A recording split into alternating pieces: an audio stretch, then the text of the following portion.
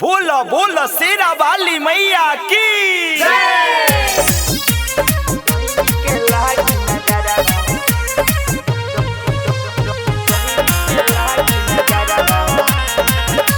Music by Munna Yadav and recording studio Beerganj। झिझिया में डिबिया बाड़ी ल मोटिया के तेलवा डाली ल झिझिया में डिबिया बाड़ी ल मोटिया के तेलवा डाली ल जनी अपने में करो सझगड़ावा सुन कजली रे कोइले कजरावा नाही डोइनी के लागी नजरवा सुन कजली रे कोइले कजरावा नाही डोइनी के लागी नजरवा के लागी नजरवा के लागी नजरवा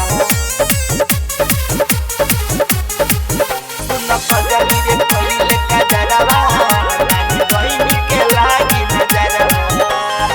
झिझिया लेके घूमे के बाटे सुना अपना गाँव रे ने हम पूजवा नइखे आई ओकरो के बोलाओ रे झिझिया लेके घूमे के बाटे सुना अपना गाँव रे ने हम पूजवा नइखे आई ओकरो के बोलाओ रे डीजे दमकता जैसे सितारावा सुन कजली रे कोइले कजरावा नाही डोइनी के लागी नजरवा सुन कजली रे कोइले कजरावा नाही डोइनी के लागी नजरवा के लागी नजरवा के लागी नजरवा सुन कजली रे कोइले कजरावा नाही डोइनी के लागी नजरवा गाली दी है डोइनी के तू भद्रा अपन स्वभाव रे सुन अंजलिया झिझिया लेके माथे खूब नचाव रे गाली दी है डोइनी के तू भद्रा अपन स्वभाव रे सुन अंजलिया झिझिया लेके माथे खूब नचाव रे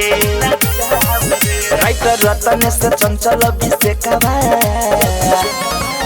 सुन कजली रे कोइले कजरावा